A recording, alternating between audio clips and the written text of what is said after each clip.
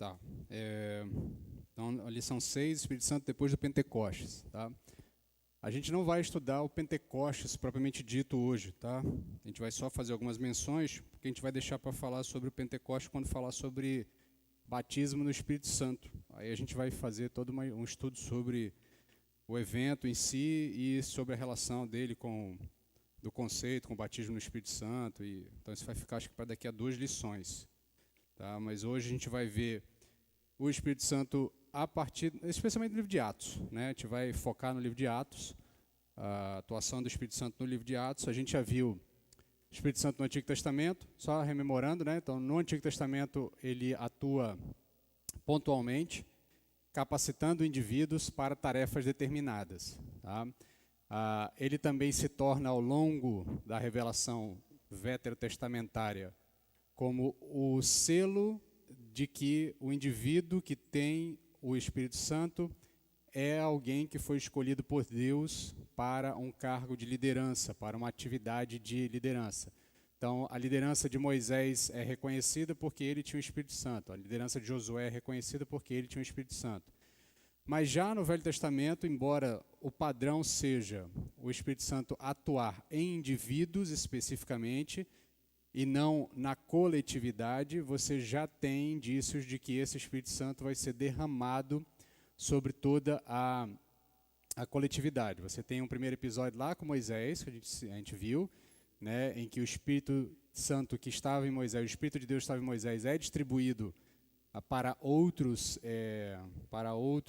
indivíduos, outros anciãos ali da tribo de Israel, do povo ali, já dando um sinal. Moisés, inclusive, diz isso, né? Queria eu que o Espírito que habita em mim estivesse sobre todos os homens de Israel. Tá? Eu só vou pedir que alguém feche essa porta aqui, porque está sem forro aí, tá? Que aí o som vem lá de fora todinho para cá. Acho que ele vai trancar já o Alisson aí. O Alisson está aí dentro. Tá, então, continuando, então a gente já viu que já no Velho Testamento você tem esse padrão sendo apresentado, né, essa ideia de que o Espírito Santo uma hora vai ser derramado sobre todos. Aí você vai ter o livro de Joel, especificamente, a profecia do livro de Joel, dizendo que em determinado momento, como demonstração dessa atuação do Espírito Santo da parte de Deus, obrigado, Alisson, o Espírito Santo seria derramado sobre homens e mulheres, jovens e velhos, livres e escravos. E a gente vai estudar isso com mais calma mais para frente, o que significa isso, né?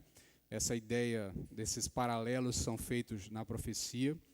Mas o fato é que já no Antigo Testamento você tem esse indício de que, embora o padrão veterotestamentário seja que o Espírito Santo atua pontualmente em indivíduos específicos, já há indícios de que ele seria derramado sobre todo o povo, seria distribuído sobre todo o povo. Tá? Isso está embutido em diversas perspectivas, até mesmo nas profecias messiânicas, da ideia de Deus habitar conosco, né? A profecia do Emanuel, que a gente tem visto domingo à noite, e outras profecias vão deixando claro essa programação, esse desenvolvimento, tá, da revelação, no sentido de que, a uma hora, o Espírito de Deus, que habitava especificamente em indivíduos, agora habitaria em todo o povo. Tá? Passando para o período dos evangelhos, especificamente, nós vimos na semana passada a atuação do Espírito Santo, especialmente na pessoa de Jesus. Tá? Na pessoa de Jesus, e ali naquele período ministerial também, de alguma forma, nos discípulos que estão caminhando com Jesus. A gente comentou semana passada, né, eu comentei com os irmãos, que o livro de Lucas é o Evangelho do Espírito Santo, assim como o texto de Atos, que também é da escrita do mesmo autor, de Lucas, é também um livro que é basicamente os atos do Espírito Santo por intermédio dos apóstolos, né? Ou então os atos dos apóstolos por intermédio do Espírito Santo. Aí os fatores não alteram muito o produto, mas a ideia aqui é que em ambos os relatos o Espírito Santo é a explicação para quase tudo, né? Na perspectiva de Lucas. E isso está muito claro, isso fica muito claro, primeiro, pelo momento em que Lucas escreve. é o momento mais tardio em relação a Mateus e Marcos. Lembra que na ordem cronológica é Marcos, que é escrito primeiro, depois Mateus, depois Lucas e, por fim, João. Então, Lucas, ao escrever o seu relato, ele consulta o relato de Mateus e de Marcos, né? Mateus, ao escrever o seu relato, vai consultar Marcos. Marcos provavelmente consulta uma fonte que os teólogos chamam de fonte que, tá? Na verdade é fonte que, né, que é do alemão, né? É fonte-fonte, é que em alemão é fonte, né? Então é a fonte-fonte, né? Então a ideia é que você tem uma fonte original onde de escritos ou de relatos ou de rascunhos que corria dentro da cristandade, e a partir dessa fonte os evangelhos são organizados. Mas você tem ali em especial o livro de Lucas como uma pesquisa mais ampla. E Lucas, como discípulo de Paulo, né, como alguém que foi praticamente moldado no Evangelho a partir da experiência com o apóstolo Paulo, experiência inclusive pessoal, de convivência, né, de ministério, você vai ter na pessoa de Lucas uma percepção da atuação do Espírito Santo para praticamente tudo. Então, ele deixa claro que Jesus Cristo é concebido pelo poder do Espírito Santo. No bebê, no ventre de Isabel, João Batista, o Espírito Santo já habitava. As manifestações dos cânticos que são relatados em Lucas, que nós vamos meditar sobre eles na semana que vem, no culto de domingo à noite, você vai ter o Espírito Santo sendo retratado, aí o Espírito Santo que enche o coração de Zacarias, é o Espírito Santo que enche o coração de Maria, é o Espírito Santo que leva Isabel também a dizer o que diz, é o Espírito Santo que faz o João Batista reverenciar o feto Jesus, né? O Jesus ainda em formação ali nos primeiros meses, né? Uma coisa bem embrionária, é o que faz com que João Batista, já mais desenvolvido no ventre de Maria, no ventre de Isabel, perdão, reverenciar Jesus no ventre de Maria. Então o Espírito Santo é a justificativa de Lucas para absolutamente tudo. E isso é óbvio que é fruto de uma teologia do Espírito Santo já mais desenvolvida ao longo dos primeiros anos da igreja. Os outros apóstolos ainda estão aprendendo sobre o Espírito Santo. Lembra que o Espírito Santo é apresentado para eles por Jesus, eles recebem o Espírito Santo em Atos, ali, mas eles ainda estão aprendendo. Lucas já é uma geração um pouquinho mais à frente, tá? Não é uma distância muito grande, mas ele já recebe essa carga de informação dos apóstolos sobre quem é o Espírito Santo, qual é a atuação do Espírito Santo, como o Espírito Santo funciona, o Espírito Santo é Deus. Então todas essas coisas já estão embutidas na percepção lucana, né? Na percepção de Lucas sobre o Evangelho. Essa percepção se mantém no livro de Atos, porque é o mesmo autor, é uma sequência, né? Os dois livros são praticamente o tomo 1 e tomo 2, né? Da mesma história. Ele deixa claro, né? Esse é um primeiro relato, Jesus, o período de Jesus, e Lucas, ou melhor, e Atos é o segundo relato, o que aconteceu após Jesus subir.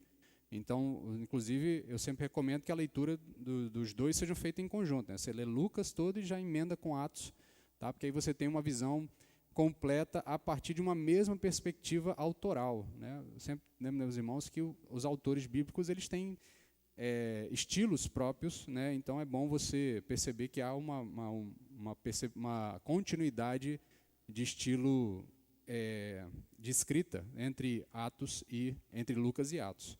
E hoje a gente vai focar especificamente no Espírito Santo ali no livro de Atos, depois do Pentecostes, depois daquele evento ali do Pentecostes. Só reforçando para quem foi chegando depois que eu já dei a introdução, eu não vou estudar o evento Pentecostes hoje, tá? O evento Pentecostes a gente vai estudar com mais calma quando for falar de batismo do Espírito Santo. Acho que daqui a 2 lições, aqui uma na outra lição.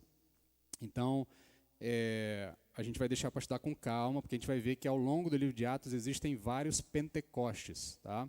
Existe o primeiro, mas existem outros Pentecostes ao longo do livro de Atos, e a gente vai entender o que significa exatamente esse evento. A gente vai fazer um apanhado geral de tudo que a cristandade tem produzido de interpretação desse texto, vai fazer o confronto com a questão da percepção do que significa batismo no Espírito Santo, o que significa o Pentecoste. Então, isso são cenas dos próximos capítulos. Hoje nós vamos ver o evento de uma maneira mais global, e vamos ver o que o Espírito Santo faz com a igreja, ou com o povo de Deus, ou com os discípulos, propriamente dito, após aquele período. Nosso versículo-chave é Atos 1, capítulo 8, que é o texto de abertura, é a grande comissão de Lucas em Atos, né? É a grande comissão, é basicamente o mesmo tipo de ordenação da parte de Jesus, são palavras de Jesus, né? Ele diz, recebereis poder ao descer sobre vós o Espírito Santo e sereis minhas testemunhas, tanto em Jerusalém como em toda a Judéia e Samaria até os confins da terra. Assim como na grande comissão ele diz, né, ide por todo mundo e pregar o evangelho a toda criatura, ensinando-os a guardar todas as coisas que vos tenho ensinado, né, e eis que estarei convosco todos os dias até os confins da terra. Se completa com o texto de Atos, é a mesma ordenança, em momentos quase que semelhantes. O texto, a gente precisa fazer uma cronologia para ver, mas eles são momentos muito próximos em que Jesus fala as duas coisas. Tá? Mas o fato é que aqui você tem uma comissão de Jesus dizendo, olha, agora que vocês receberam o poder do Espírito Santo, vocês vão poder ser testemunhas, e serão testemunhas em Jerusalém, na Judéia, em Samaria e aos confins da terra. Tá? E aí você guarda bem esse texto, porque esse texto aqui é a chave de interpretação do livro de Atos, que essa é a sequência de eventos, né? A história começa em Jerusalém, ela se expande para a Judéia, vai até Samaria e depois vai aos confins da terra, né? Então, o livro de Atos segue esse roteiro aqui. Então, é o autor Lucas preparando o seu leitor para o desenvolvimento da história, né? A história que ele vai contar é uma história que se passa inicialmente em Jerusalém, depois na região da Judéia como um todo, depois segue para Samaria e aí vai aos confins da terra. Tá? Nosso alvo é verificar que Deus passou a se relacionar de uma maneira especial com o seu povo depois que o Espírito Santo foi enviado no dia de Pentecostes. O Espírito Santo veio para permanecer com a igreja e habitar no crente. Tá?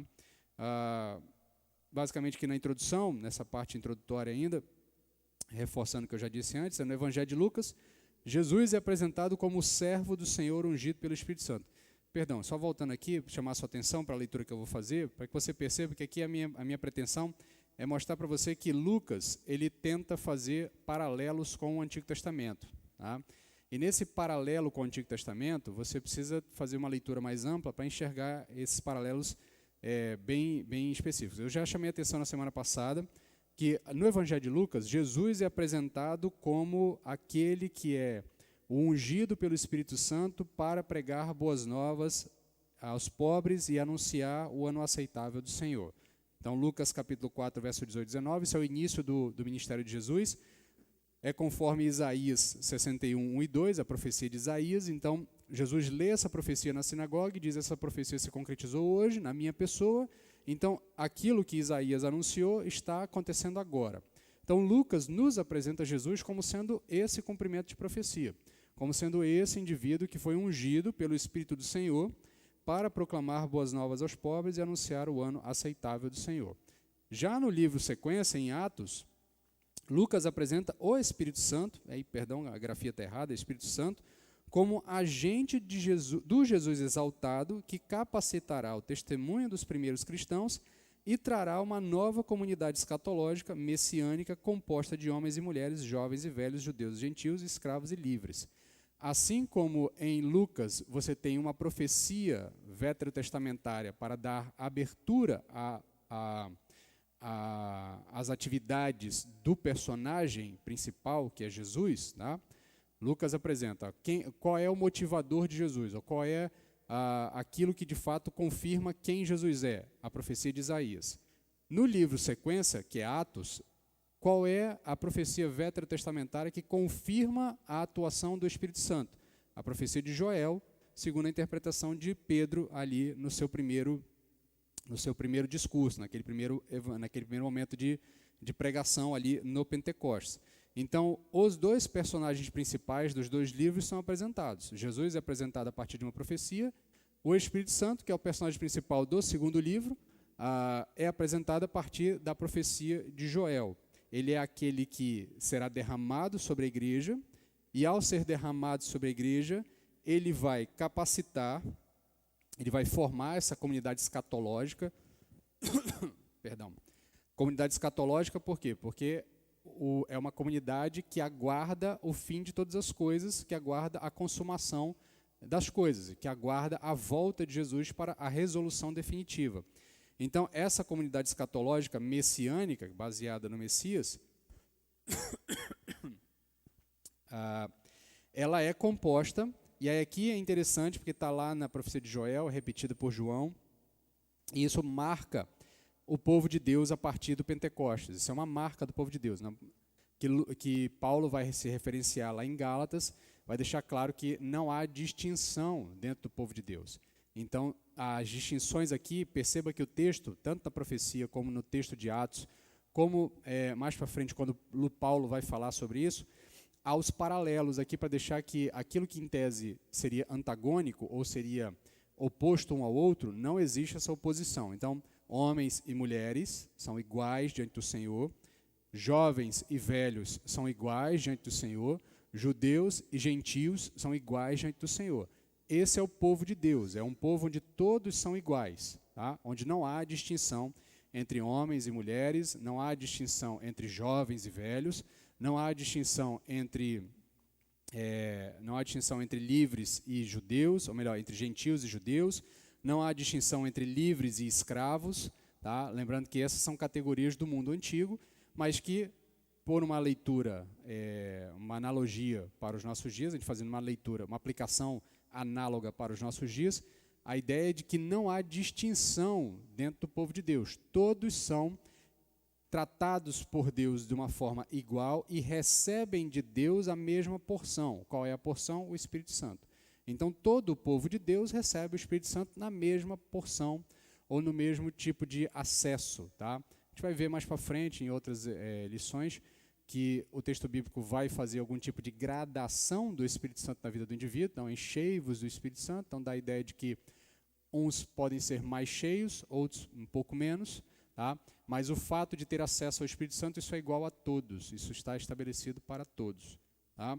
Então, nesse sentido, Lucas abre os dois livros, deixando claro que os dois personagens principais das duas narrativas, de Lucas e de Atos, são cumprimentos de profecias do Antigo Testamento, dando credibilidade ao que ele está dizendo, interconectando a profecia veterotestamentária com os fatos neotestamentários, e isso fica claro também nesses dois textos que são bem explícitos, mas fica claro também em outros dois momentos, tá, do relato de Atos, especialmente ali no momento de Pentecostes. Tá? Então, voltando aqui para essas interconexões, você vai ter paralelos literários bastante interessantes. O primeiro é que, em Gênesis 1, né, quando é apresentado o momento da criação, Deus, então, o texto diz que o Espírito do Senhor pairava sobre a face da terra e ele desce para dar vida ao homem recém-criado. Então, Deus forma o homem do barro e sopra o seu espírito. Então, você tem essa visão de que o Espírito primeiro pairava sobre uma criação informe ainda, sem forma e vazia. Quando Deus dá forma e preenche esse vazio e cria o homem, o Espírito desce para trazer vida a esse homem, para trazer vida, para trazer capacidade a esse homem de se relacionar com Deus. Aí, um pouquinho de teologia de Gênesis, tá? Teologia bíblica de Gênesis. Tá? O que nos distingue das demais coisas da criação? Não é só o fato de nós sermos racionais, é o fato de que nós temos capacidade de nos relacionar com Deus. Tá? É o homem que é chamado a se relacionar com Deus. Por mais que Deus certamente tenha prazer e alegria ao criar as andorinhas, os pássaros, os animais como um todo, apesar de nós até mesmo nos referirmos a Deus a partir de animais, né, o leão da tribo de Judá, essa ideia de que tentar dar formas a Deus a partir daquilo que nós vemos em animais fortes, ou animais com grande presença, nenhum deles é chamado a cultuar a Deus. Tá? Os animais não são chamados a cultuar a Deus. Ainda que a natureza anuncie as obras das mãos de Deus, a natureza faz isso de maneira involuntária, ela não faz isso de maneira voluntária. Você nunca vai ver o louva a Deus louvando a Deus. Tá? Ele louva, a gente chama de louva a Deus por causa da forma dele, né? Como ficam as patinhas dele, a sensação de que ele está fazendo uma oração. Mas você não vai ver os animais se curvando diante da glória de Deus e glorificando a Deus. Nós enxergamos a glória de Deus no canto dos pássaros, na beleza dos animais, na plumagem dos pavões, na beleza dos padrões que não se repetem nas asas da borboleta. Você pode ver beleza nisso e glorificar a Deus. Mas os animais, os insetos, os seres criados distintos do ser humano não foram chamados a prestar culto a Deus. Tanto é que Deus não hesita em sacrificar um animal para resolver um problema temporário do ser humano lá no Éden. Tá? Então, há uma distinção sobre a teologia bíblica da importância da criação. O homem é chamado de coroa da criação não é à toa, tá? É porque ele tem uma relação distinta com Deus do restante da criação. Então, nesse sentido, quando Deus cria o homem ganha a capacidade de se relacionar com Deus. E essa capacidade é dada porque o Espírito de Deus habita no homem. Tá? Foi dado do Espírito de Deus, esse Espírito de vida, que faz com que o homem tenha uma capacidade de olhar para o céu e se indagar, será que Deus existe? Isso é parte do eco do Espírito de Deus que vive no homem. O texto bíblico várias vezes, ainda em Gênesis, vai dizer que quando Deus reduz a expectativa de vida do homem, ele diz, olha, meu espírito não contenderá com o homem ou não viverá no homem eternamente. Tá? Então, teu tempo de vida será reduzido. Então, fica a ideia ali de que existe ainda uma relação do Espírito de Deus como esse motor que gera a vida no homem, o que dá a vida no homem, a capacidade dele ser racional, dele se indagar, dele olhar para as coisas. E por mais que os animais tenham capacidade de raciocinar, de entender, de fazer alguns tipos de ligação, você certamente já viu vídeos aí na internet do cachorrinho que salva a criancinha porque ele percebe que a criancinha está para cair num buraco e aí ele se antecipa àquilo. Ou então você vai ver golfinhos muitas vezes fazendo manobras muito inteligentes. Aí as pessoas dizem, eles não são irracionais. Tá? Eles não são irracionais, mas eles não têm capacidade de olhar para o céu e se indagar. O pastor Luiz Saião que diz, você nunca vai ver um gato parado na janela, olhando para o nada, pensando sobre a sua gateza, sabe? Sobre a sua realidade de gato. O que significa ser gato, qual é a diferença do gato e do cachorro, né? Por que o gato é assim e o cachorro é assado. Você nunca vai ver um gato com crises filosofais por causa da sua realidade de existência. Tá? Mas o fato é que o ser humano tem essas características todas. Isso é fruto da relação do Espírito Santo, do Espírito de Deus que desce sobre o homem para dar vida a ele. Tá? Fazendo aqui o paralelo lá com Atos 2, você tem um evento semelhante. Os cristãos estão reunidos, o corpo foi formado, Jesus subiu aos céus, a igreja está formada, mas a igreja ainda não tem vida. Por quê? Porque o doador da vida subiu aos céus. A igreja, assim, vamos dizer assim, espiritualmente ainda está morta. Ela não tem poder, ela não tem capacidade para fazer absolutamente nada. Então é necessário que do céu venha o Espírito, desça sobre a igreja e a igreja agora é capacitada, ela tem vida, ela pode fazer alguma coisa. Por isso que a inauguração da igreja é o Pentecostes. Por isso que o nascimento da igreja é o Pentecostes. Ainda que você tenha paralelos da igreja no Antigo Testamento, ideias de que há um corpo de Deus sendo formado ao longo da história, você não tem propriamente dito igreja. Igreja você vai ter no Novo Testamento a partir de Pentecostes, porque é ali que ela ganha vida. E há uma intenção literária do autor aqui.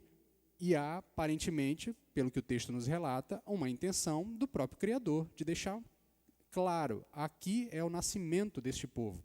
Tá? Aqui é o nascimento desta manifestação da minha presença entre vocês. Lá eu tive um modo de agir, agora eu tenho uma nova forma de me apresentar. E aí o Espírito desce sobre a igreja. Tá? E aí, descendo sobre a igreja ganha vida. Um outro paralelo que você tem com o Antigo Testamento é em Babel. Tá? Em Babel, você tem a característica marcante, é a difusão de línguas, né? A confusão das línguas. Então, ninguém consegue se comunicar e, ao não se comunicar, se espalha. E, ao se espalhar, tá, se afastam da presença de Deus e já estavam distantes da presença de Deus, mas a língua traz essa confusão e o povo incrédulo é disperso. Tá? Você tem um povo que já é incrédulo e é disperso por causa da confusão das línguas. Quando você vai para Pentecostes, só fazendo um apanhado geral do momento histórico ali, para quem não conhece o relato lá de Atos capítulo 2, o que está acontecendo? Está acontecendo a festa do Pentecostes ali em Jerusalém. O que é a festa do Pentecostes? É uma festa que acontece cerca de 50 dias após a Páscoa, por isso o Pentecostes, tá? Você contaria 50 dias a partir da Páscoa. Nessa festa você tem um momento de celebração e diversas pessoas, diversos judeus, de diversas origens, tá? E lembra que a essa altura você já tem judeus espalhados por outras nações, mantendo as suas características, mas sendo de oriundos dessas outras nações, tá? Então é judeu, mas nasceu de repente na região, sei lá, da Macedônia. Tá? É judeu, mantém a característica, mas não fala o idioma hebraico, vai falar o idioma da sua origem. Tá, do seu relato de origem. E, de fato, o texto vai relatar diversas origens, diversas etnias ali. Essas pessoas voltam para celebrar a festa em Jerusalém. E aí você tem o povo disperso, o povo incrédulo disperso, porque estão distantes. São agora, em vez de serem dispersos, espalhados, eles são amontoados em um único lugar. E, a partir dali, a confusão de línguas que há entre eles, porque cada um fala um idioma, essa confusão de línguas não causa dispersão, mas vai causar um aglomeramento. Por quê? Porque cada discípulo vai falar com eles e eles entenderão na sua própria língua. Então, enquanto em Babel você tem uma confusão de línguas que causa dispersão, em Pentecostes você tem uma confusão de línguas que causa união, que causa aglomeramento, que causa aproximação do povo. Tá? Embora os judeus fale o idioma, sei lá, fenício, ele vai ouvir um dos discípulos falando no seu idioma e vai se aglomerar diante daquele discípulo e vai entender o que aquele discípulo está falando a partir das maravilhas de Deus, e a partir disso ele vai ser impactado pelo Evangelho. O texto não faz uma grande referência, e a gente também não vê muitos comentaristas fazendo referência nesse sentido. Mas em algum momento, Pedro discursa para todo mundo. O texto não faz referência se Pedro está discursando na sua língua natural ou se Pedro está discursando numa língua comum. O que dá a entender, pela cadência do texto, é que o evento que inaugurou a situação toda, que é cada discípulo falando em um idioma distinto, tá? Ou melhor, falando no seu idioma e sendo entendido no idioma dos ouvintes, né? Porque aqui em Pentecostes nós não temos o evento do dom de línguas, tá? Só para fazer um parênteses aqui. O que acontece em Pentecostes é que as pessoas confundem os eventos, porque o texto diz que o Espírito desce como línguas de fogo. Tá? O evento, vamos dizer assim, o evento pirotécnico que acontece é línguas de fogo descendo do céu. Mas isso não significa que os indivíduos tenham falado em línguas. Depois a gente vai ver que em outros Pentecostes, que vai acontecer ao longo do texto de Atos, há manifestação de línguas. E aí, quando a gente for falar sobre o batismo do Espírito Santo, a gente vai discutir isso com mais calma. Mas o fato é que nesse Pentecostes específico do capítulo 2, não há o evento de línguas, as pessoas falarem línguas estranhas. O que acontece é que os discípulos começam a glorificar a Deus e são entendidos pelos outros nas suas línguas naturais, nas suas línguas. Ao que tudo indica, você tem o primeiro evento de tradução simultânea. Tá? Um fala e todo um grupo entende no seu idioma natural. Então é isso que acontece em Atos 2. Tá? Embora a gente vai ver que depois, futuramente, vai ter eventos que vão... Por isso a confusão, muitas vezes, das pessoas falarem sobre o dom de língua e o batismo do Espírito Santo testificado pelo dom de língua como sendo um Pentecostes. Tá? Mas isso a gente vai ver com mais calma nas outras lições.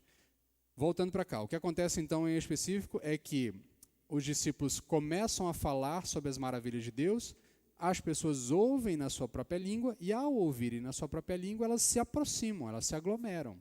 Então nós temos Babel inverso. Tá? Nós temos o oposto de Babel. Se em Babel a confusão de língua espalhou as pessoas, em Pentecostes a confusão de língua atraiu pessoas, trouxe para elas, trouxe para próximo, né? Então, esses paralelos veterotestamentários, a gente poderia tentar traçar outros aqui, tem outros mais profundos, mas eu não quis estender demais, esses são os dois principais. Já fica claro que Lucas está tentando transmitir para o seu leitor, e certamente para nós, que receberíamos o texto muito tempo depois, que Pentecostes é uma confirmação do que já está acontecendo durante a revelação de Deus veterotestamentária, é uma continuação genuína daquilo que Deus faz desde a criação com o homem. Tá? E aí, o Pentecostes gera uma série de resultados no comportamento da igreja. A igreja, de fato, muda por completo a partir do evento Pentecostes. A realidade dos discípulos é uma nova realidade a partir do momento que eles recebem o Espírito Santo. Tem a ver, obviamente, com a promessa que Jesus diz. Eles receberam poder. Tá? Há uma ideia aqui implícita, né, e ali é dínamo mesmo, é a ideia de capacidade, potencialidade de fazer algo de força, algo de expressão, algo que vai, de fato, marcar a realidade de todos ao redor. Então, os discípulos, ao receberem essa nova capacitação do Espírito Santo, eles, de fato, mudam de comportamento, mudam de realidade, passam a ser novas pessoas pela realidade do Espírito Santo em suas vidas. Então, primeiro nós vamos ter aqui a demonstração de novos homens, tá? E aí fica muito claro, Barnabé e Estevão são apresentados como paradigma desse novo homem. E aí eu preciso que alguém abra para mim em Atos capítulo 4, verso 36, e outro abre em Atos 6, 5.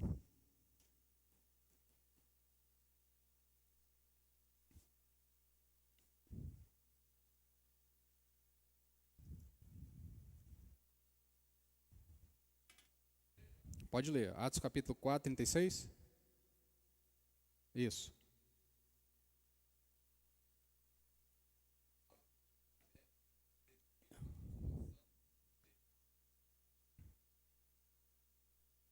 Pode continuar lendo a especificação dele, até o momento que diz que ele é cheio do Espírito Santo.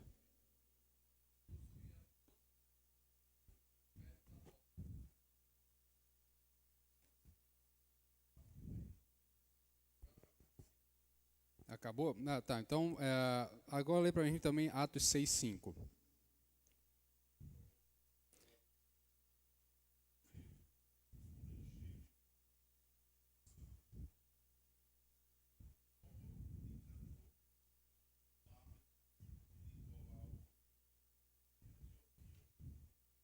Então, é a eleição dos diáconos, né? Aí chama a atenção lá para Estevão como sendo esse homem cheio do Espírito Santo.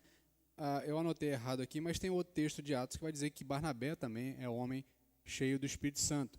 Então, esses dois homens, que são caracterizados pelo texto bíblico como homens cheios do Espírito Santo, eles têm o seu comportamento alterado, tá? E eles são o paradigma de comportamento para essa cristandade. Barnabé, na sua relação de abnegação, né?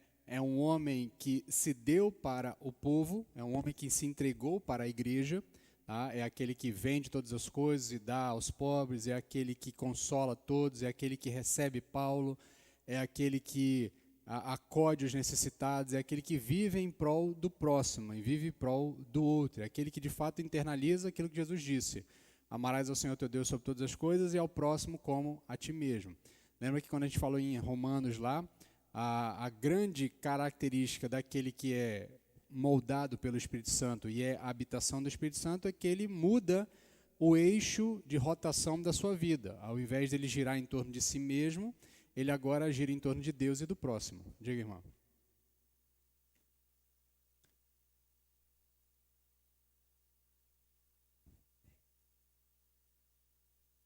É exatamente isso. A anotação minha que está errada aqui. Então, mas Barnabé, como um homem cheio do Espírito Santo, ele é aquele que vive em prol do próximo e vive em favor da glória de Deus.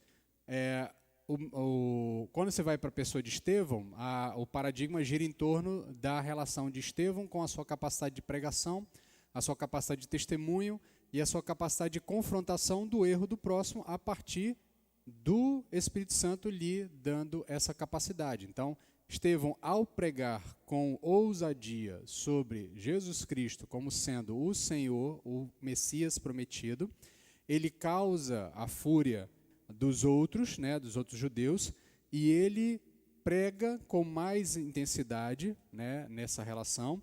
E isso mostra o paradigma do comportamento do cristão neotestamentário. É aquele que vive em prol do próximo e que vive para glorificar a Deus, que prega com ousadia, que mesmo diante das consequências e dos perigos não recua, mas avança, mas continua fazendo o que tem que ser feito, que é o anúncio do Evangelho, mesmo que pague com a sua vida, sabendo que a sua vida está guardada no Senhor. Tanto é que no fim, nos momentos finais ali de Estevão, o texto bíblico vai dizer que os céus se abrem e o Senhor mesmo está recebendo Estevão, né? Ali tem uma poesia por trás do relato de Lucas ali, de Atos, de que os céus se abrem como se o Senhor estivesse recebendo o seu mártir, recebendo aquele que entrega a sua vida por amor desta obra do anúncio do Evangelho. E Estevão, nos seus momentos finais, repete as palavras do seu mestre, que morreu há, 60 dias atrás, um pouco mais do que isso, talvez uns 100 dias atrás, Jesus tenha morrido e ressuscitado, e na cruz Jesus diz, Pai, perdoa-lhes porque eles não sabem o que fazem. Estevão também repete palavras semelhantes no momento que está sendo apedrejado, pedindo que Deus perdoe aqueles homens porque eles não têm consciência do que estão fazendo. Então, esse é o paradigma do cristão neotestamentário. Estevão e Barnabé, fundidos, demonstram o comportamento do cristão. Abnegação de si para o próximo, devoção a Deus acima de todas as coisas, a fim de que o nome de Deus seja glorificado em todos os momentos. Outra característica que muito clara a partir da descida do Espírito Santo para a igreja é uma nova coragem. E aí a pessoa de Pedro se torna o paradigma. Pedro, o fujão, se torna Pedro, o corajoso, que prega, que enfrenta uma multidão de 5.000 pessoas, 5.000 homens, né? A gente sempre faz essa referência, porque o texto fala de homens, provavelmente você devia ter ali o triplo de pessoas, contando, se para cada homem tiver uma esposa e um filho, pelo menos, né? Fazendo uma média, você teria fácil ali uma média de umas 15.000 pessoas, talvez até mais, diante de Pedro. Pedro, que não teve coragem de assumir que era seguidor de Jesus diante de uma rodinha de pessoas em frente a uma lareira no meio de uma madrugada, tá? Agora, diante de uma multidão, sol a pino, né? Lembra que ele diz lá, no momento lá que as pessoas estão dizendo, mas estão bêbados, vocês estão achando que não é bêbado, gente, é de manhã cedo, o povo não pode estar bêbado essa hora. Embora a gente sabe que tem gente que fica bêbado, acorda o dia já bêbado, né? Mas o que Pedro está dizendo, não é hora de aparecer alguém bêbado, né? Então, ele chama a atenção que o sol está alto, está ainda meio-dia ali, metade do dia, e aí Pedro prega com muita ousadia, né? E com muito conhecimento. Ele faz uma exegese bem aparada dos textos veterotestamentários, especialmente da profecia de Joel. E ele se apresenta agora um homem corajoso. Tá? Por quê? Porque o Espírito Santo desceu sobre ele e ele recebeu o poder do alto para ser testemunha de Jesus Cristo diante de toda aquela comunidade. Você tem também uma nova capacitação, tá? E aí a capacitação é para comunicar a mensagem de Cristo, está implícito na grande comissão de Atos 1:8. Recebereis poder do alto quando vier sobre vocês o Espírito Santo, ser-me-eis minhas testemunhas, tanto em Jerusalém como Judeia e Samaria até os confins da terra. E ao longo do texto bíblico, o texto de Atos, fica muito claro que o que Jesus promete para eles lá atrás, nos evangelhos, de que no momento certo eles saberiam o que dizer, porque o Espírito Santo mesmo traria palavras às suas bocas e eles responderiam às autoridades de maneira correta, isso vai se concretizando em Atos. Você tem a prisão de Pedro e João, logo ali nos primeiros capítulos, quando eles são presos porque estavam curando, né? e pregando sobre Jesus Cristo. Aí o Sinédrio vai e interroga eles.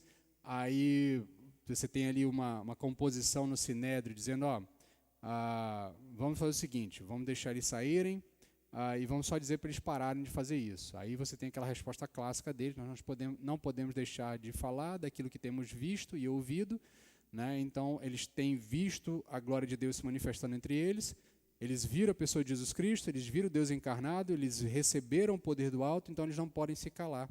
Então, há uma capacidade de comunicação que é dada à igreja, uma coragem que é dada à igreja, há também uma nova compreensão, e aí isso fica muito claro no sermão de Pedro, que ele é todo baseado no texto veterotestamentário.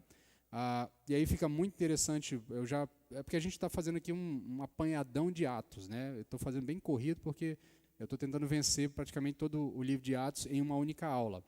Mas quando você estuda propriamente a pregação de Pedro, você vai perceber que ali você já tem toda uma estrutura daquilo que hoje a gente chama de pregação expositiva, ou pregação exegética. Você tem Pedro pegando um texto do Antigo Testamento, explicando esse texto, demonstrando que o que está acontecendo ali é o cumprimento daquele texto, deixando claro que aquele texto demanda do indivíduo uma resposta, e aí a população, né, a plateia responde, diz, e aí, o que nós faremos diante disso? Então ele confronta o povo, arrependam-se, sejam batizados e recebam o Espírito Santo, tá? E aí passem a fazer parte desse povo. Então você tem toda a estrutura ali de um sermão bem organizado. Isso é a partir de um indivíduo que não é estudado, é um pescador. É o Espírito Santo capacitando ele a fazer toda essa análise. É óbvio que alguém pode tentar fazer algum tipo de tentar minimizar, dizer, mas ele andou com Jesus por 3 anos. Será que ele não aprendeu nada em 3 anos? Se você acompanhar bem a leitura dos evangelhos, a sensação que dá é que os discípulos não aprendem nada ao longo de 3 anos. Né?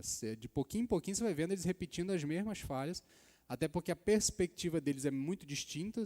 Né? Eles acham de fato que Jesus vai ser um líder político, né? E constantemente eles repetem essa pergunta, é agora, Senhor? Né? No sentido de que é agora que o céu vai se abrir, os anjos vão descer, a gente vai tomar Jerusalém, vai expulsar os romanos, você vai sentar no trono, a gente vai limpar aquele templo, botar um sacerdote decente lá e as coisas vão voltar ao normal. É agora que vai vir o reino eterno, né? Aquele reino messiânico prometido lá por Isaías, para Davi, agora. E aí Jesus o tempo todo vai desconversando ou vai dando resposta. Você, olha, o meu reino não é desse mundo, deixando claro que aquilo que Jesus está implantando não é aquilo que eles estão esperando. Eles só entendem isso depois da chegada do Espírito Santo. E aí fica óbvio para a gente que lê posteriormente que as coisas espirituais, como diz o apóstolo Paulo, só se discernem espiritualmente quando o indivíduo nasce espiritualmente. Tá? Porque senão você sempre vai ter uma leitura de Jesus de acordo com as suas perspectivas. Então, por que você tem briga ideológica em torno de Jesus? Porque indivíduos que não têm discernimento do Espírito Santo tentam ler Jesus a partir das suas necessidades e das suas expectativas. Aí nasce o Jesus ideológico, o Jesus revolucionário, o Jesus coach, o Jesus que vai trazer palavras de incentivo, Jesus que vai atender às minhas expectativas. Aí você vai ver atores que... no tempo desse saiu um vídeo de um ator da Globo aí, questionando como é que a morte de Jesus pode ser útil para a causa de Jesus. Né? Que o que é útil à causa de Jesus seria a vida de Jesus e o seu exemplo. Né? Obviamente, quem diz isso não entende a teologia do Evangelho como um todo. Né? Fica muito claro que a morte de Jesus é o cumprimento de algo que nos liberta da condenação do pecado. Então, eu não vou explicar, porque senão vou gastar o tempo da aula com outra coisa, mas o ponto é que as coisas espirituais se discernem espiritualmente a partir da realidade do Espírito Santo na vida do indivíduo.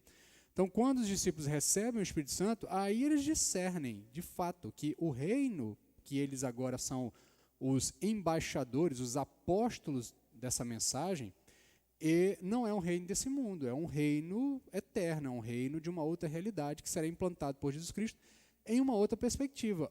O inimigo contra o qual eles estão lutando não é o Império Romano, mas é o pecado. é contra isso que eles estão pregando, é para que o povo se liberte disso e não se liberte das amarras do Império Romano, até porque o Império Romano vai ruir posteriormente e o povo vai continuar preso. Tá? Por quê? Porque as amarras do pecado só são libertas pela obra de Jesus Cristo. E a gente só tem acesso a essa obra de Jesus Cristo se o Espírito Santo nos convencer do pecado, da justiça e do juízo. Então, essa nova compreensão é dada aos discípulos a partir da realidade do Espírito Santo. Também é dada uma nova mensagem para eles. Então, as profecias do Antigo Testamento começam a se cumprir. Então, você vai ter Atos, capítulo 2, versos 16 a 21, que é o discurso de Pedro, sendo uma aplicação de Joel, capítulo 2, verso 28 a verso 32, e aí ele faz aqui os paralelos, né? Jesus crucificado é o centro da promessa dos profetas no Antigo Testamento, e é o início de um novo relacionamento de Deus com os homens. Então, é isso que Pedro está anunciando ali. Ele diz que Jesus Cristo é o Messias, é o Filho de Deus. Essa é uma expressão interessante porque Lucas, aí, de novo, para a gente aprender a ler a Bíblia, eu sempre tento chamar a atenção, porque a minha percepção, muitas vezes, é que a gente perde muita leitura bíblica porque a gente não entende como os livros conversam entre si. E, às vezes, a nossa fé também é um pouco esvaziada, um pouco enfraquecida, porque a gente não consegue extrair do texto tudo o que ele quer dizer para nós. Então, para isso, a gente precisa aprender a extrair do texto. Lucas abre o evangelho dele apresentando Jesus como Filho de Deus. Tá? É lá no batismo. Lembra aquela genealogia, eu chamei a atenção na semana passada. Jesus é batizado, Lucas pula para falar da genealogia de Jesus e depois manda Jesus para o deserto. Né? E o texto começa dizendo que Adão é filho de Deus, ou melhor, começa dizendo que José, filho de fulano, Jesus, filho de José, filho de fulano, filho de fulano, filho de fulano, até Adão, e Adão, filho de Deus.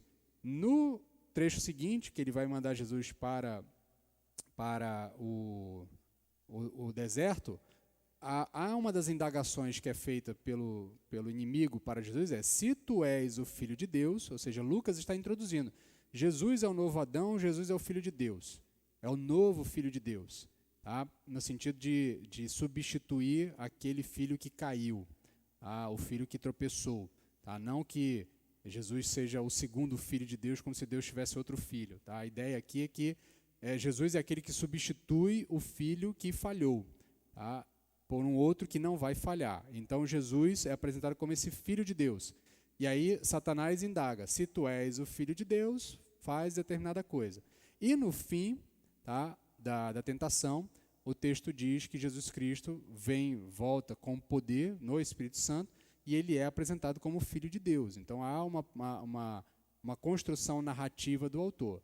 No Novo Testamento, o apóstolo Pedro, já compreendido isso, apresenta para o seu público ali e para nós que estamos lendo o texto, e Lucas é que está escrevendo isso, lembra que tem o autor ali, então é intencional a forma como ele apresenta, o autor deixa claro que Jesus é o Filho de Deus. Então essa narrativa é construída e confirmada ao longo do texto.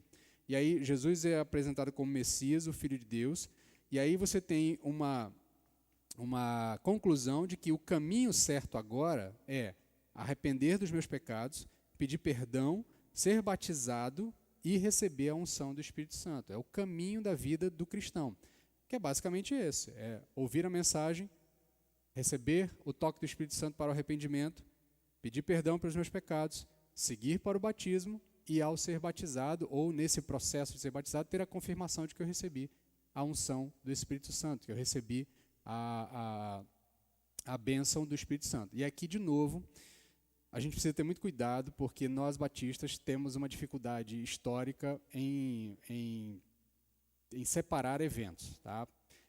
Então, por exemplo, a gente trata o batismo como um cerimonial. E o texto bíblico trata o batismo muito mais do que como um cerimonial. A gente fica muito preocupado em não afirmar que o batismo dá salvação. E aí a gente ignora que o batismo também é carregado de uma simbologia muito grande.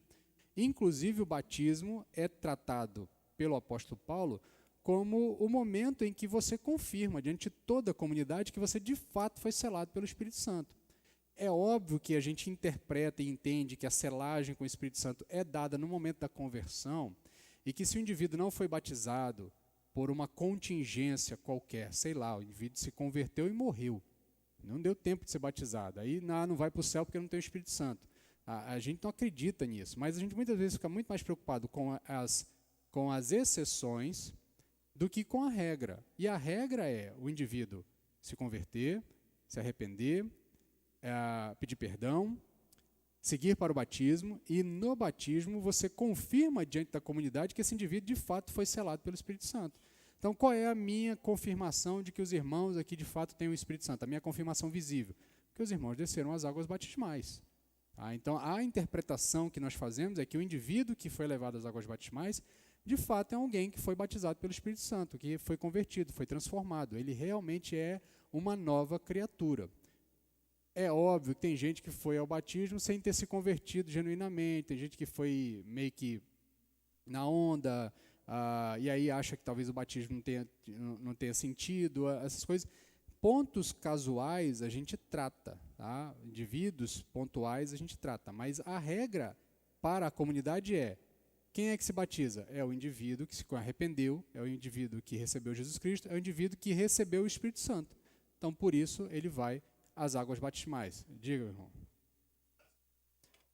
Pode perguntar.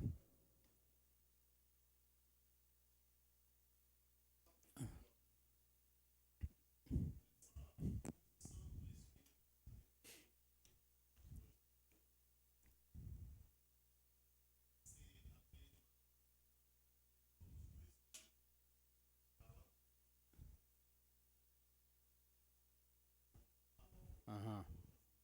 Não, a unção aqui é o descer do Espírito Santo mesmo. É o derramar do Espírito Santo sobre o indivíduo.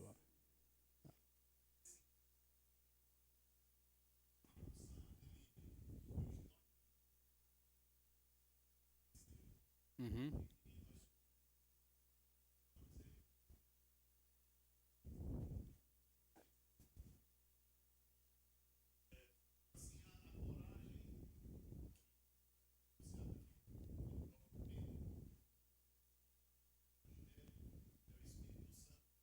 Uhum. Sim.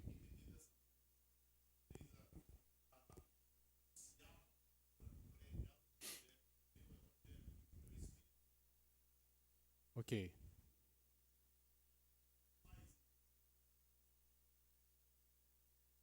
Não é porque ele não ora pedindo isso. Né? Porque os mesmos apóstolos, logo depois da prisão de Pedro, quando Pedro é solto e eles estão lá, melhor, quando Pedro está preso, aí eles estão reunidos, orando, intercedendo. Aí Pedro bate na porta, né? Aí o pessoal vai lá, abre, a menininha vai, abre a porta, né, vê lá que é Pedro, né? Sei lá, pelo olho mágico deles lá, não sei como é que. Mas ela sabe que é Pedro que está lá, aí ela vem em volta e diz: olha, é Pedro, está na porta. Aí dizem: é impossível que seja Pedro. Aí até que alguém vai lá e abre, realmente era Pedro. Aí eles oram logo depois disso. E na oração que eles fazem, eles dizem o seguinte: dá-nos agora a ousadia de continuar pregando. Então, dá-nos que nós, a pedida é mais ou menos isso, ele diz assim, que nós preguemos com intrepidez. Essa é a expressão que a maioria das traduções usam.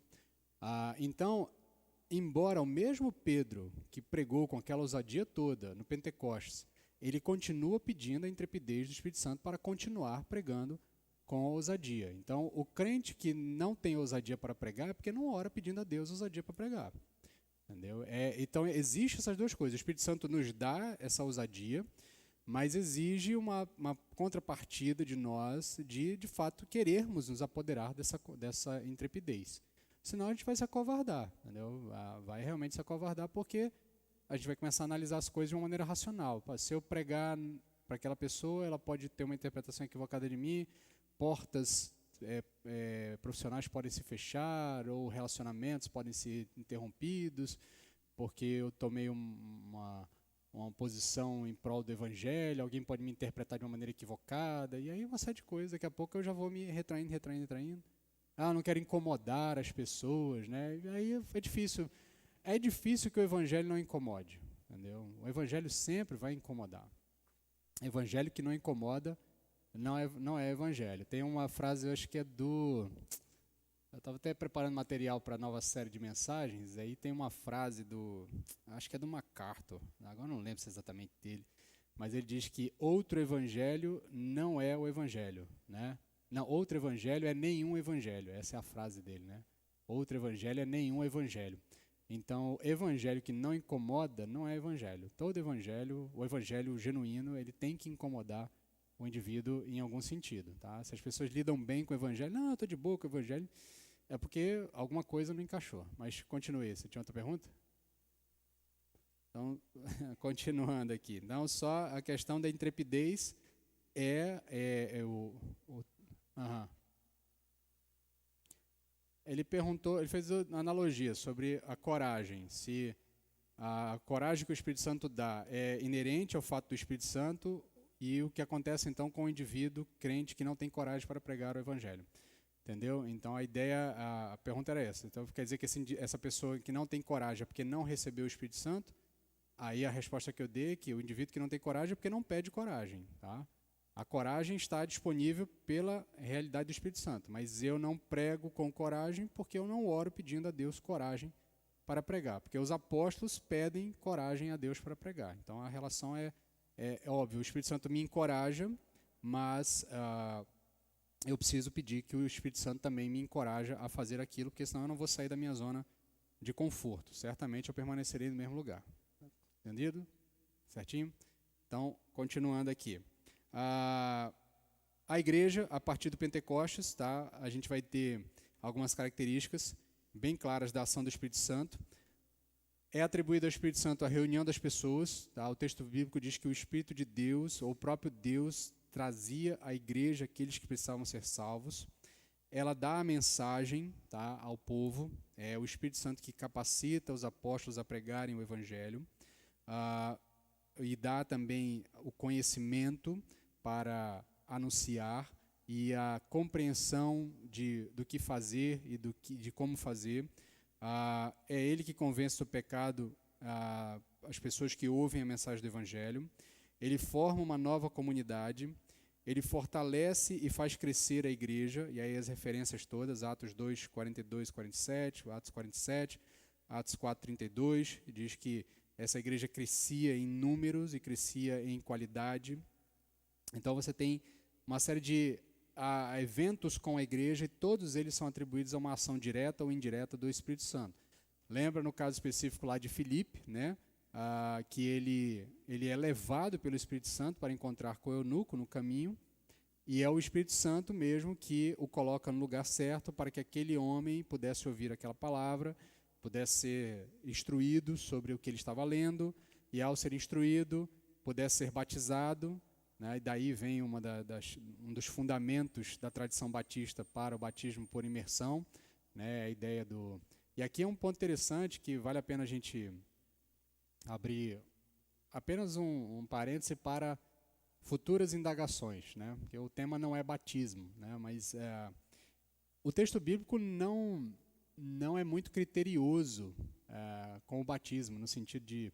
O texto bíblico não coloca muitos critérios para o indivíduo ser batizado, né? Basta que o indivíduo creia. Esse é o que o apóstolo diz, é exatamente isso. É lícito se você crê. Se você crê, então você tem direito de ser batizado. O caminho natural é esse, né? Historicamente, depois a igreja foi colocando alguns critérios, né? Primeiro tem que fazer uma classe de catecúmeno, o cara tem que passar por um período. Isso está muito refletido, isso é refletido por causa do momento histórico, né? A igreja passa por um período de perseguição, então muitas vezes infiltrados vinham para a igreja, aí a pessoa não era batizada, era introduzida na comunidade, era introduzida aos segredos da comunidade, porque a comunidade se escondia, ela se reunia em secreto, ela tinha cópias de livros guardados, e aí de repente esse indivíduo dava com a língua nos dentes, então a comunidade foi começando a se resguardar, colocando algum tipo de empecilho, mas com o passar do tempo a gente foi meio que mais dificultando a vida do batismo do que facilitando ela, ou achando um meio termo mais adequado. Então, por exemplo, às vezes a gente coloca classe preparatória de batismo, 6 meses, 1 ano, passou 1 ano, não, porque a gente precisa experimentar o indivíduo e tal. Eu sei que tem uma preocupação, a gente de fato precisa ter alguma análise mais criteriosa. Mas a gente também não pode fugir muito, porque o texto bíblico não faz esse tipo de exigência. Às vezes a gente coloca exigência onde o texto bíblico não faz exigência.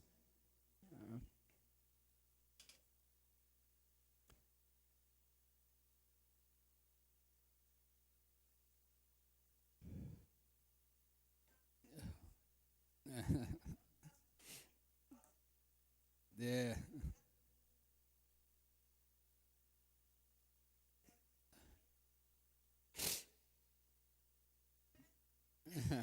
Ainda tem essa ainda. Pois é, então assim, essa é apenas um parêntese para a gente meditar um pouco, porque eu entendo que a gente tem também que ter algum tipo de, de preparo para indivíduos, né? A gente está trazendo para dentro do corpo, a gente precisa ter certeza que aquele indivíduo confessa a mesma fé que a gente, para integrá-la ao corpo, né? A doutrina das chaves está aí dizendo que a gente liga na terra, em algum sentido é ligado nos céus. É porque é porque nós batistas, as igrejas mais tradicionais, a gente tem muita dificuldade com os trechos mais místicos do texto bíblico. O texto místico eu digo misterioso mesmo, tá? Porque a doutrina das chaves, quando Jesus fala com Pedro, fala com a igreja ali reunida, com o corpo de apóstolos, você tem ali um elemento de um mistério nesse processo da ligação dos indivíduos com o corpo e da autoridade que é dada ao corpo, que às vezes a gente ignora. Então, assim, quando a gente traz alguém para o corpo, a gente está afirmando que esse indivíduo está representado no céu, entendeu? Que ele faz parte de um corpo celeste, de um corpo eterno. É preciso ser criterioso? Mas ao mesmo tempo eu também não posso botar tanta dificuldade que as pessoas desistem no meio do caminho, entendeu? É muito difícil se batizar, é muito difícil fazer parte da igreja. Então a gente precisa achar um meio termo aí com sabedoria para que as pessoas se convertam, se confessem Jesus e desejem ir ao batismo, tá? Porque a gente também tem essa coisa, a gente bota tanta dificuldade que as pessoas ficam dizendo, não precisa me batizar não. Aí o cara fica na igreja 300 anos, mas não se batiza. Aí quando você convida ele, ele fala assim, não, mas eu já participo, aí as coisas todas, aí tem dificuldade. Então, eu acho que é um parênteses que a gente precisa pensar com calma. Hã? Sim, o eunuco foi batizado de pronto.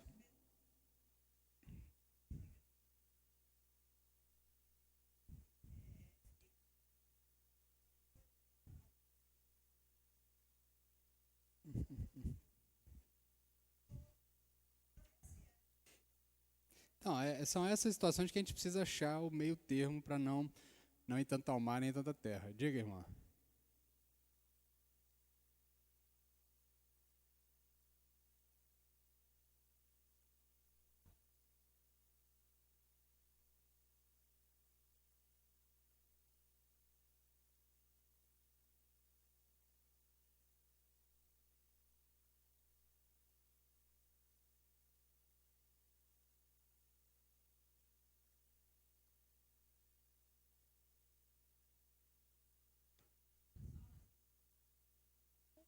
O Espírito Santo atua de maneiras que sejam cognitivas e compreensíveis para cada indivíduo. Então, por exemplo, se você é uma pessoa mais racional, provavelmente o Espírito Santo vai trabalhar com elementos mais racionais para você. Se você é uma pessoa que não tem, por exemplo, tanto conhecimento do texto bíblico, ele não vai fazer brotar as coisas na sua mente. Tá? Ele vai estimular que você perceba outras coisas. Deus trata com o indivíduo de acordo com as características do indivíduo. Né? Ele vai desenvolvendo, aí é óbvio, ele vai te moldar para um caminho padrão. O caminho padrão é você conhecer mais dele, conhecer a partir da revelação, tal. Mas eu entendo que, por exemplo, você pega um indivíduo que é muito estudioso, certamente o Espírito não vai tentar trabalhar com esse indivíduo a partir de elementos mediúnicos, elementos fora do comum.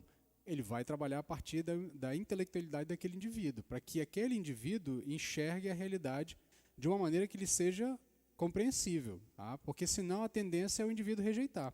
Por exemplo, você pega uma pessoa extremamente racional, e aí o Espírito Santo vai fazer o quê? Aparecer uma mão na parede para que ele acredite, né? Ele vai dizer, isso não existe, isso é coisa da minha cabeça, isso é aquilo outro. Então eu entendo que o Espírito Santo atua com os indivíduos na medida das características do indivíduo. Ele fez isso ao longo de toda a história. Você vai pegar com Davi. Davi é poeta, ele inspira Davi a escrever músicas. Você vai pegar Paulo. Paulo é um homem racional, ele vai, a partir dos textos, enxergar coisas de outra forma. Vai pegar com Pedro. Pedro não tem o intelecto de Paulo, mas a Pedro é dado, dentro das características de Pedro, a compreensão da atuação do Espírito Santo. Você pega, por exemplo, Lucas. Lucas é um homem mais metódico. Você vai perceber, ele é um homem intelectual, mas é um homem mais metódico. Então, o Espírito Santo atua na vida dele, aparentemente, dentro de um processo mais compreensível para ele.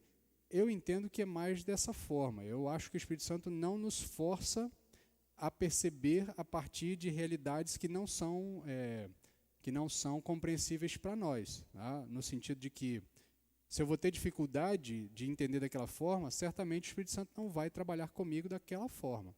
Eu não estou dizendo que o Espírito Santo não vai desafiar a ter novas experiências, a novas percepções, mas eu acho que isso já é uma segunda etapa na caminhada. Na medida da caminhada inicial, ele vai falar com aquilo que é mais comum a nós, tá? Que é mais comum a cada indivíduo. Aí, a partir da sua caminhada, ele certamente vai te levar a outros momentos. O indivíduo que era mais racional vai ser desafiado a perceber que esse mesmo Espírito Santo atua em situações fora da racionalidade.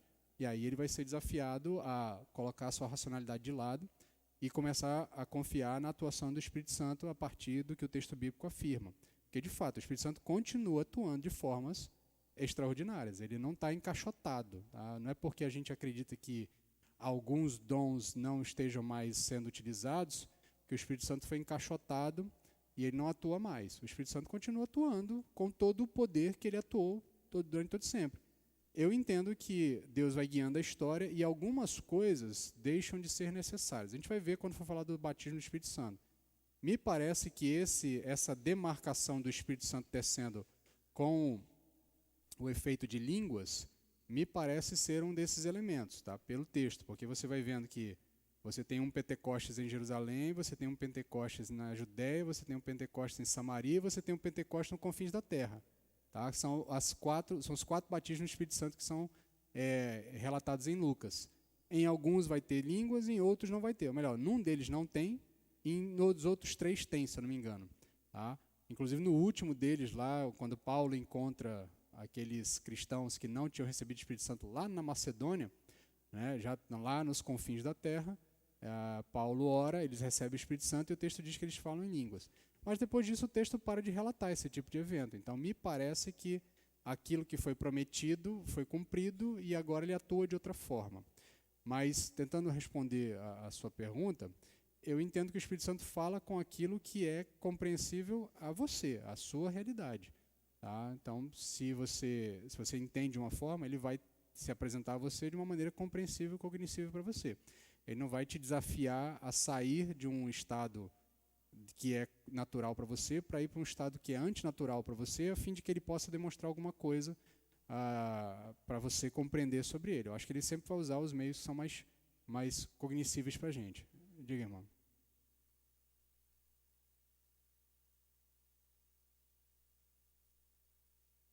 Talvez. Essa questão da gente dizer quando é a interpretação da atuação do Espírito Santo ou não, isso vai ser sempre muito subjetivo, o indivíduo, né? Porque eu não tenho um manual para dizer o que é que o Espírito Santo faz ou deixa de fazer. Entendeu? Eu tenho um manual para dizer aquilo que confirma ou não confirma que aquilo tende a ser do Espírito Santo ou não. Então, por exemplo, ninguém vai, pelo Espírito Santo, dizer que Jesus não é o Senhor. Tá? Então, isso é muito claro. E os seus análogos. Tá? Então, por exemplo, ninguém vai dizer, pelo Espírito Santo, que a igreja não é o corpo de Cristo. Ninguém vai dizer, pelo Espírito Santo, que Deus não é triuno. Tá? Ninguém vai dizer, pelo Espírito Santo, que você não precisa se arrepender dos seus pecados e ser uma nova pessoa. Entendeu? Então, o indivíduo diz, tive uma experiência com o Espírito Santo me disse que eu posso continuar do jeito que estou, porque Deus me ama do jeito que eu sou. Isso aí não foi o Espírito Santo. Entendeu? Certamente, porque o Espírito Santo da Bíblia não atua dessa forma. Mas o Espírito Santo da Bíblia, ele vai atuar na minha vida em coisas que me são mais compreensíveis. Então, por exemplo, Você, de repente, gosta de determinadas... vamos lá, tentar achar um exemplo mais cotidiano aqui. No dia a dia dos afazeres, até uma coisa que eu vou falar hoje à noite, que é uma coisa que eu tenho pensado muito sobre isso, porque a gente tem um pouco de dificuldade sobre isso. E dentro da cantata das mensageiras, das crianças, eu quero fazer um apanhado disso aí. Na ordinariedade do dia, o Espírito Santo fala conosco de diversas formas. Fala nas coisas comuns. A gente quer, muitas vezes, que ele fale nas coisas extraordinárias. Porque a gente foi meio que doutrinado de que o Espírito Santo atua assim, né? A igreja que tem o Espírito Santo é a igreja que não tem barulho, onde as coisas tremem, onde o chão, onde tem fogo, onde desce fogo do céu. Então, a gente não consegue perceber o Espírito Santo atuando nas coisas ordinárias da vida. Num dia que você passou bem, numa escolha, de repente, que você fez simplória, de chegar mais cedo ou não ir até lugar, mas que evitou alguma coisa, ou compensou em outra coisa, ou trouxe um retorno assim, ou assado, uma atividade, um evento, uma pessoa que você encontrou, que você há algum tempo não encontrava, e no meio da conversa surgiu ali a oportunidade de você falar sobre o Evangelho, ou você ficou sabendo de algo que aconteceu com ela. Eu estou tentando aqui conjecturar sobre coisas do dia a dia, da ordinariedade, e o Espírito Santo está falando conosco nessas coisas. Então, você está estudando para concurso, e de repente você começa a vislumbrar algumas coisas, e a partir do que você está estudando, e o Espírito Santo vai falando com você, vai fazendo você fazer ligações com aquilo que você já conhece dele, né? Eu gosto, por exemplo, às vezes estou lá vendo algumas coisas sobre direito, e eu fico vendo como as coisas aparentemente no papel são tão bonitas e bem organizadas, né? Existe toda uma percepção de ordem, e aí você vê um Deus que me dá capacidade para estruturar, para fazer ordem. Então, nessas coisas, Deus está falando conosco, o Espírito Santo está atuando em nossas vidas, está nos moldando, nessa ordinariedade, nas coisas do dia a dia. E às vezes a gente quer apenas que as coisas aconteçam no macro, né? Nas grandes coisas, na mão que aparece na parede, no sonho, na visão, na revelação que alguém possa trazer, né? E aí eu sempre digo que revelação do Espírito Santo no livro de Atos e no texto bíblico como um todo, ela é bem pontual, ela no sentido de ela dá endereço, rua, casa, né? Ela dá o mapa certinho, não é aleatório assim, não, tipo, vai que lá vai acontecer alguma coisa, não é disso, quando você chegar num lugar tal, quando você encontrar com fulano de tal, né? Por exemplo, no caso lá de Saul, né? Quando o Samuel diz para ele exatamente isso. Quando você sair daqui, que você encontrar com aqueles profetas, vai acontecer isso. E na hora que ele sai, que ele encontra com os profetas, acontece. E no caso lá, por exemplo, já vai para o Novo Testamento, Ananias, quando é mandado falar com Paulo, diz, vá até a rua tal, até a rua direita, casa tal, a casa de fulano de tal. Lá você vai encontrar um homem chamado Paulo. E aí você vai falar com ele. E aí o cara vai com o endereço certinho, bate na porta e Paulo está lá. E assim o Espírito Santo atua com a gente, né? Então, não sei se eu consegui responder a sua pergunta, mas eu acho que ele atua dentro daquilo que é natural para você.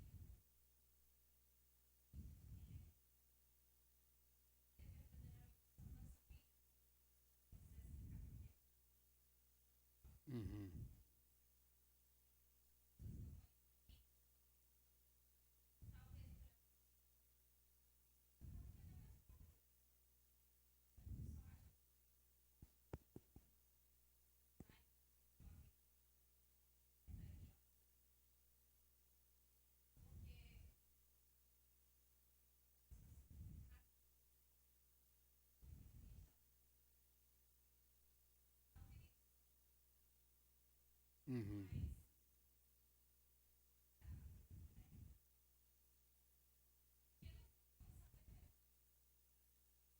A gente só vai conseguir saber quem é salvo de fato quando a gente cruzar a linha de chegada, né? Isso é o que o texto de Hebreus nos diz. Mas é óbvio que no caminho os salvos vão dando frutos, né? E aí, como tem esse paralelo com árvore, né?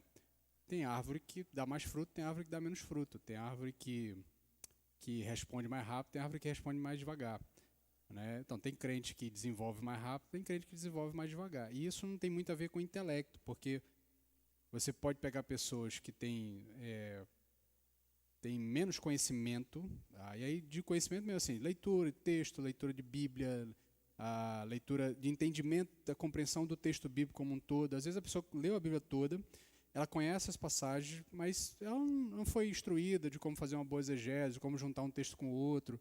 Mas essas pessoas têm uma piedade que muitas vezes alguns intelectuais não têm, né? Porque às vezes estão mais calcados na sua intelectualidade do que na piedade propriamente dita.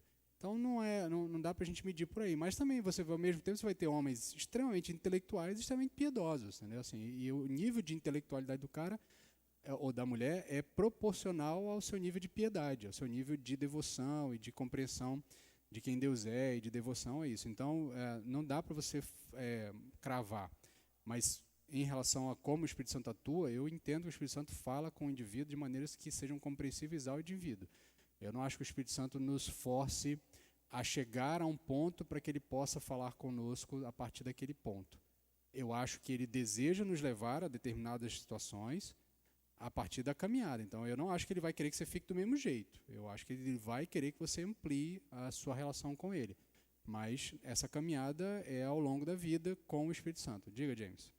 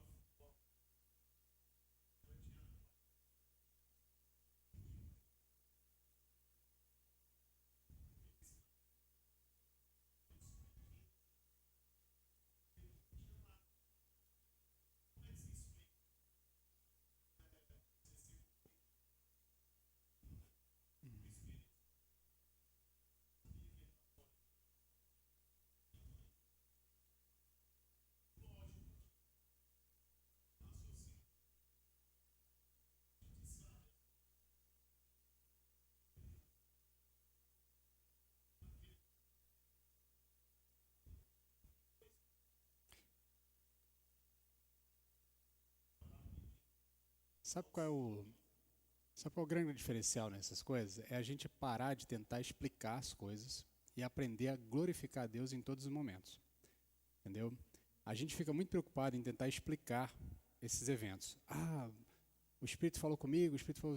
A gente fica tentando explicar racionalmente, para que as pessoas se convençam, olha, o Espírito Santo falou, não sei o quê.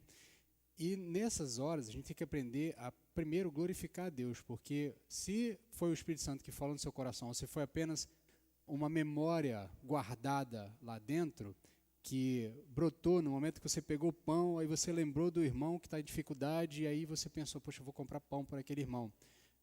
Se foi isso ou se não foi, isso pouco importa. O que importa é que a oração daquele homem foi respondida. E aí ele está testificando, porque ele estava orando. Então o testemunho dele é o suficiente para que naquele momento a gente glorifique a Deus. E diga assim, Deus, obrigado, porque eu não sei se o teu Espírito Santo falou comigo, mas eu sei que o que precisava ser feito foi feito.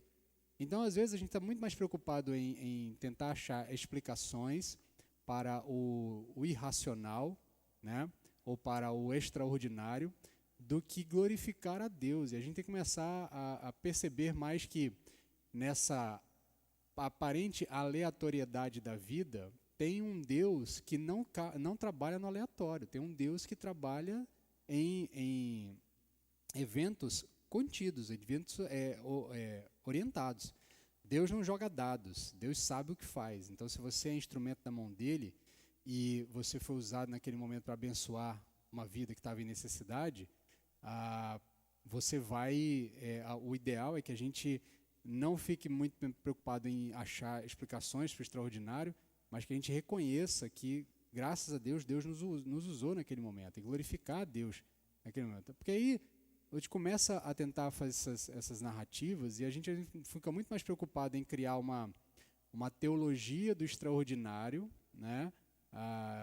De que Deus fala em momentos assim, ou assado, tal, do que glorificar um Deus que está comandando todas as coisas, um Deus que está coordenando a história, um Deus que pode sim ter botado no seu coração, no coração de sua mãe naquele exato momento, compra um pão a mais, porque eu vou te levar para outro lugar, entendeu? Assim como ele poderia simplesmente ter acendido uma memória no seu subconsciente, tá? E trazendo à tona, trazendo ao seu consciente essa preocupação, fulano de tal está com fome, ou comentou que está com dificuldade.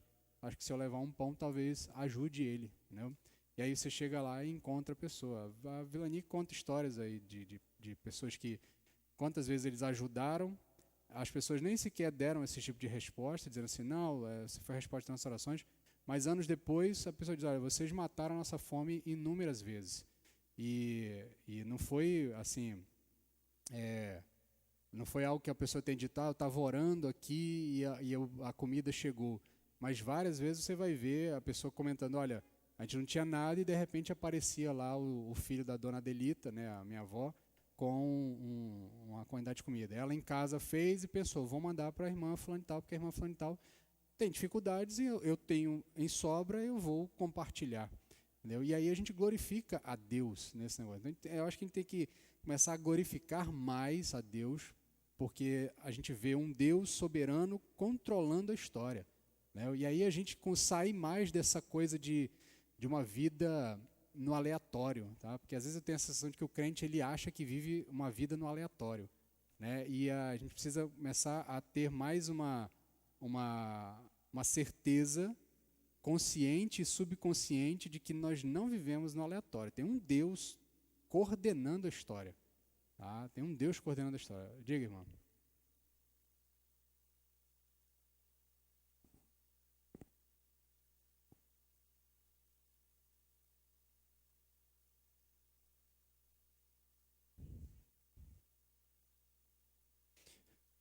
De forma bem, a pessoa precisa crer que Jesus Cristo é o Senhor e Salvador, aquele que é prometido e que vai resolver o pecado dela, tá? Que a morte de Jesus é o pagamento pelo meu pecado. Então é uma questão individual, tá? Então assim, o indivíduo precisa crer nisso. Ele precisa crer que ele é pecador, que ele não pode resolver o seu problema de pecado e que é Jesus que pode resolver isso. Por isso ele se socorre de Jesus. Entendeu? Por isso ele se agarra com Cristo. Então esse é o fundamento básico para que o indivíduo confesse Jesus Cristo como único e suficiente Salvador. A gente forjou essa frase, né, que às vezes a gente repete e ela até meio fica sem sentido. Confessar que Jesus Cristo é seu único e suficiente Salvador. Aí o indivíduo diz, ok, eu digo que Jesus Cristo é meu Salvador, mas você entendeu que você estava perdido? Você entendeu que você era pecador? Você entendeu que você não tinha condições de resolver a sua vida? Entendeu? Aí o indivíduo, não, mas eu não sou tão pecador. Então você ainda não entendeu o que te faz querer Jesus Cristo como seu Salvador. Tá? Embora, assim, eu não acho que a gente precisa ser extremamente criterioso, no sentido de o indivíduo só pode ser batizado se ele compreender tudo isso exatamente, nos mínimos detalhes. Eu acho que a gente vai tratando com a capacidade de cada indivíduo. Uma coisa é eu conversar com uma pessoa mais escolarizada, outra coisa é eu conversar com um indivíduo que tem pouquíssima compreensão e, com o tempo, você vai instruindo ele, porque o crente vai ser instruído para esta vida. Entendeu? As minhas percepções sobre Deus do começo da minha caminhada de fé não são as mesmas que eu tenho hoje. Elas vão sendo aprofundadas, vão sendo corrigidas, vão sendo melhoradas, vão sendo aprofundadas. Certo? Vamos continuar aqui. Não sei se eu vou conseguir chegar até o final não, gente, mas vamos lá. No desenvolvimento da igreja, depois da unção de Pentecostes, o Espírito Santo ele vai levantando as lideranças, tá? Então nós temos Pedro, os diáconos, Estevão, que faz parte ali dos diáconos, Paulo, Barnabé, a igreja toda é levantada ali por intermédio da pessoa do Espírito Santo. E aqui é interessante, olha só como é que é, esse texto dos diáconos é bastante legal, porque no meio dos diáconos estava Estevão, né? Mas é interessante que entre os que estavam disputando a vaga, diáconos não, estavam disputando a vaga para apóstolo lá, de Matias, lá no iníciozinho do texto, um dos que estava disputando a vaga era Barnabé. Barnabé era o outro que no sorteio perde para Matias, né? E aí é interessante que Barnabé é tido pelo texto de Atos como um homem cheio do Espírito Santo, né? Matias certamente também deveria ser um homem cheio do Espírito Santo, mas Matias fica ali e ninguém mais fala de Matias o resto do texto. E Barnabé é um outro personagem bastante proeminente no texto, mas não foi escolhido para aquela função, né? Deus não o levantou para aquela função. Mas o fato é que a característica de todos esses indivíduos da liderança da igreja é serem homens cheios do Espírito Santo, serem pessoas cheias do Espírito Santo, com demonstrações de que eram pessoas que eram cheias do Espírito Santo. Ainda dentro do desenvolvimento da igreja, você tem o Espírito Santo dando aos crentes coragem para testemunhar, apesar das circunstâncias adversas, a gente já comentou sobre isso. Os textos estão aí para a gente ler com calma depois. Você tem, guiando na boa disciplina da igreja, o Espírito Santo é aquilo que é interessante do evento de Ananias e Safira, tá, relatado aqui no texto de Atos 5, 3, versos 4 e 9, também, do 3 ao 4 e o verso 9, é que todo o processo ali, ele é mediado, o paradigma da ofensa é o Espírito Santo, entendeu? Os apóstolos vão dizer, por que vocês estão mentindo ao Espírito? Né? Então, há uma relação, e aí de novo, né, Lucas deixa muito claro a sua compreensão da teologia do Espírito Santo a partir de toda a orientação paulina, né, no seu desenvolvimento de fé, de que o Espírito Santo é esse elemento mesmo da divindade no meio da igreja. Então, mentir ao Espírito Santo é mentir a Deus. Então, mentir ao Espírito Santo é algo que é passível de uma condenação capital. Continua, então, concedendo sabedoria para a boa administração da igreja, para a sua defesa. De novo, o texto ali dos diáconos e a questão também do concílio, capítulo 15, é o concílio de Jerusalém, que é mediado pelo Espírito Santo também ali. Os apóstolos se reúnem para resolver a questão lá das características do judaísmo que estavam tentando ser impostas aos não-judeus, né? A questão da circuncisão, guarda do sábado, guarda da dieta, e os apóstolos, orientados e guiados pelo Espírito Santo, a escolha dos diáconos para a questão de cuidar tanto da distribuição dos donativos, para que os apóstolos pudessem cuidar da diaconia da palavra. E aqui eu sempre chamo a atenção porque no português a gente vai perder essa percepção. Você teria que ler no grego para entender, mas a expressão usada pelo apóstolo Pedro é dizer o seguinte, olha, enquanto eles, os diáconos, cuidarão da diaconia da mesa, né, de servir a mesa, nós cuidaremos da diaconia da palavra, tá? Do servir a palavra. Então ele faz esse paralelo na escrita para deixar claro que não é que apóstolos estão numa categoria superior e eles não podem servir as mesas porque seria rebaixar eles. A questão aqui é que os apóstolos não conseguem servir tudo ao mesmo tempo. Então, enquanto uns serviriam as mesas, eles serviriam a palavra e se ocupariam da oração. Então, aqui não é um estabelecimento de graus, né, de importância, de hierarquia, né? Como se apóstolo fosse um posto hierárquico maior e o diácono um posto hierárquico menor. E para eu chegar a apóstolo, eu tenho que passar por diácono, presbítero, e aí que é que muitas vezes algumas igrejas tentam fazer, né? Você tem uma gradação aí, o indivíduo é obreiro, diácono, presbítero, pastor, apóstolo, e aí até tem os malucos aí que inventam o pai apóstolo e as coisas posteriores aí que vão surgindo. Então aqui a ideia do apóstolo é dizer assim, olha, todos nós somos iguais. Lembra que o texto diz lá que o Espírito se derramou e aí não há mais diferença? Homens, mulheres, livres, escravos, judeus, gentios, jovens, velhos, eles são colocados em paralelo para dizer que está todo mundo igual. E nesse processo de estar todo mundo igual, não faz sentido os diáconos estarem abaixo dos apóstolos. Todo mundo é servo. Agora, uns servem à mesa, outros servem em outra área, tá? No caso, no ensino e nas orações. O Espírito Santo vai fazendo a igreja crescer, ele vai despertando a visão, o amor e compromisso missionário, tá? A preocupação dos discípulos de irem além de Jerusalém e da Judéia, né? Alguns intérpretes entendem que a perseguição que força os discípulos a saírem de Jerusalém, ela é uma perseguição provocada pelo Espírito, entendeu? Para que os discípulos saíssem da situação de acomodação. Tá? O texto não usa esse tipo de expressão, mas há quem entenda que é Deus coordenando a história, dizendo, olha, eu disse que vocês teriam que receber o Espírito, e depois que recebesse o Espírito, vocês tinham que sair pelo mundo. E vocês não saíram, porque eles recebem o Espírito e ficam em Jerusalém, e vão ficando em Jerusalém, e vão ficando em Jerusalém, e vão se acomodando em Jerusalém, vão se estruturando em Jerusalém, vai criando um corpo apostólico, vai criando uma estrutura de igreja mesmo ali, de corpo.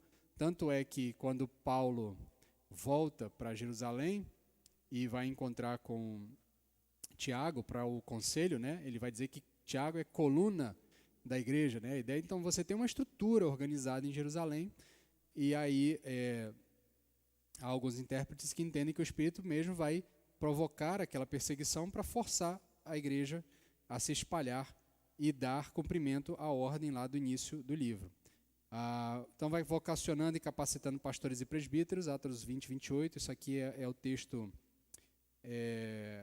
da despedida de Paulo com os presbíteros de Efésios, né, de Éfeso, e ele vai dizer que o rebanho que aqueles homens tinham é um rebanho que foi lhes dado pelo próprio Espírito de Deus, né? E eles mesmos foram capacitados pelo Espírito para guiar aquele rebanho, então eles deveriam fazer aquilo de maneira consciente e sempre com muito temor diante do Senhor. Você vai ter a evangelização do mundo é dirigida pelo Espírito Santo, né? O Espírito Santo dirigindo os obreiros para onde eles deveriam trabalhar. Aí aqui fica claro que Filipe foi usado pelo Espírito Santo para chegar a Samaria e a Etiópia.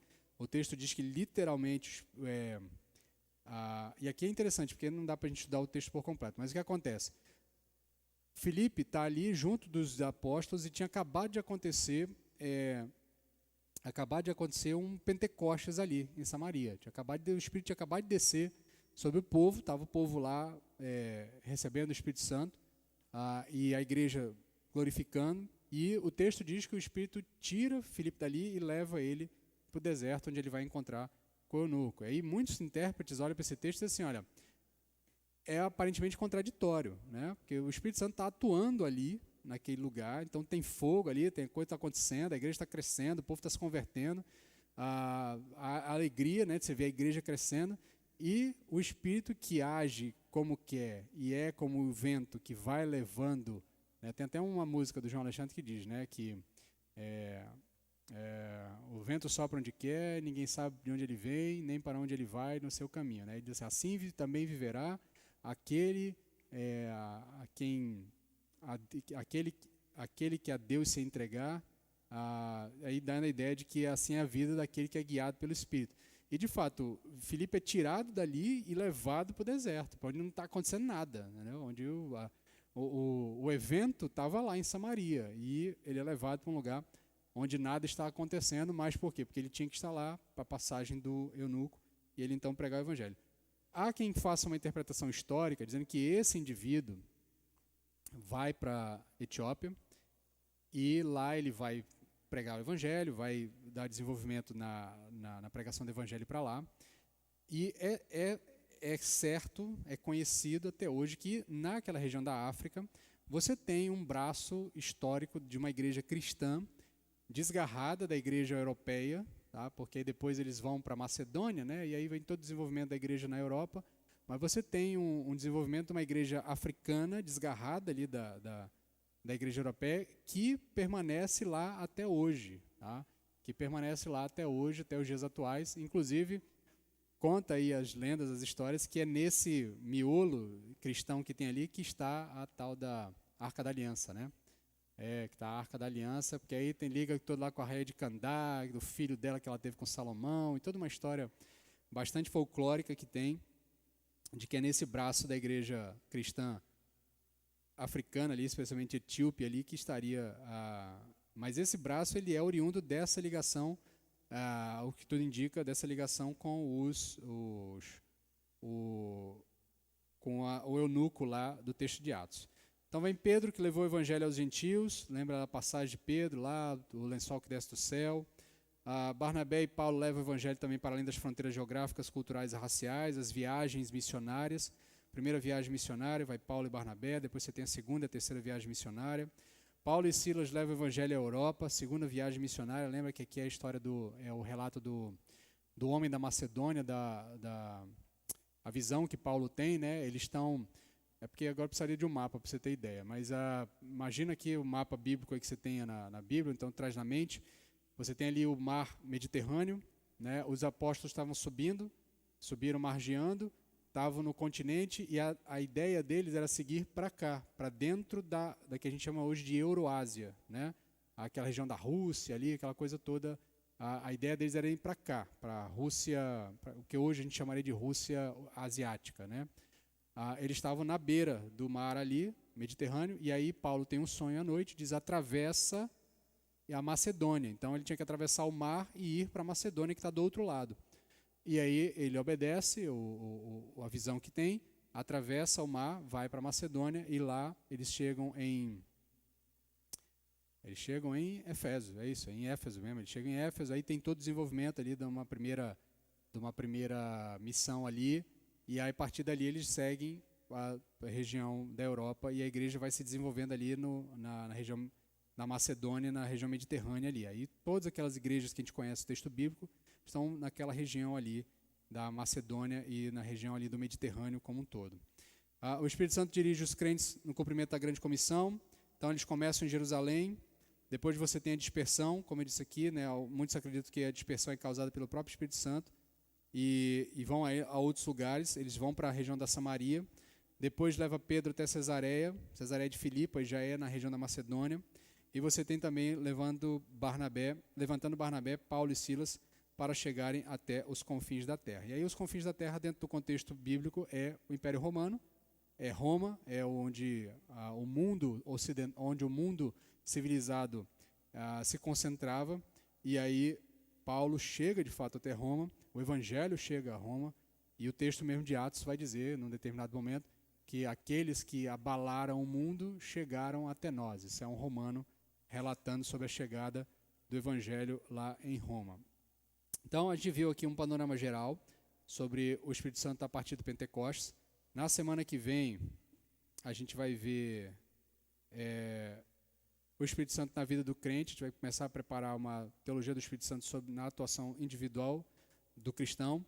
E aí, na outra semana, se tudo der certo, a gente vai ver a questão do batismo com o Espírito Santo. Aí, provavelmente, a gente vai pegar umas 2 lições aqui, que a gente vai destrinchar bem tranquilo esse tema do batismo com o Espírito Santo, para a gente sedimentar bem uma percepção dentro daquilo que a gente confessa como tradição cristã, e também respeitando as outras tradições que têm uma interpretação diferente sobre isso.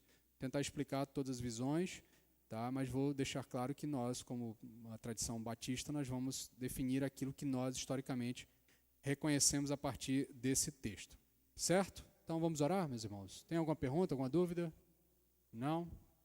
Perguntas? Se tiver perguntas, agora.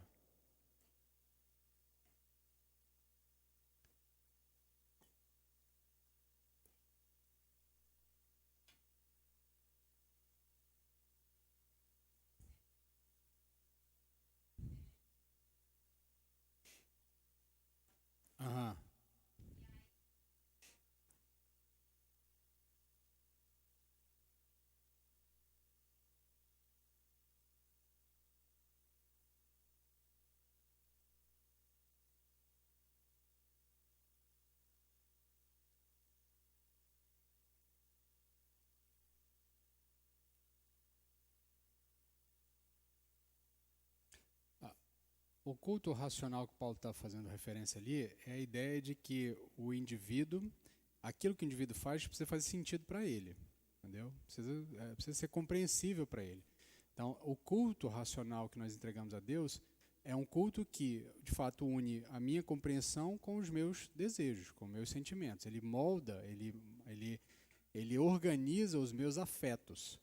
Tá? Então, eu preciso compreender o que eu estou fazendo. Então, esse culto racional é aquilo que eu estou entregando a Deus. Porque o texto todo está interligado. Diz assim, rogo-vos, pois, irmãos, que não vos conformeis com este século, ou seja, não se conformem com o padrão de vida deste mundo. E ali tem a ver mesmo com padrão de comportamento, padrão ético, padrão moral, padrão de percepção espiritual, mas renovem, né, a mente de vocês, mas renovados pelo Espírito Santo. Agora esqueci o texto, para que experimenteis qual seja a boa, perfeita e agradável vontade de Deus, que é o vosso culto racional, né? Então, a ideia é que o indivíduo ele precisa ser renovado, ter a sua mente transformada pelo Espírito Santo, e essa transformação é uma atuação do Espírito Santo no meu convencimento de quem eu sou, porque no padrão de Paulo em Romanos, o indivíduo pecaminoso é o indivíduo do capítulo 1, ele é egocêntrico, o mundo gira em torno dele, ele é o fim de todas as coisas, a autossatisfação é a sua busca. Esse é o problema de Romanos como um todo. O que Paulo diz lá no começo? Vocês ignoram Deus e ao invés de buscarem a Deus, vocês inventam outros deuses para vocês, para satisfazer as suas próprias vontades. E nessa confusão, vocês são entregues por Deus para as suas próprias vontades e vocês começam a se destruir, ou se, literalmente no texto ali, né, a avançar uns contra os outros, ainda que seja um homem contra um homem e uma mulher com uma mulher. Aí a ideia é de que eu estou buscando apenas a minha satisfação. É esse o contexto geral que Paulo está dizendo. Aí ele fala, isso é a demonstração do seu estado de pecado. Isso é a demonstração visível de que vocês estão apartados de Deus.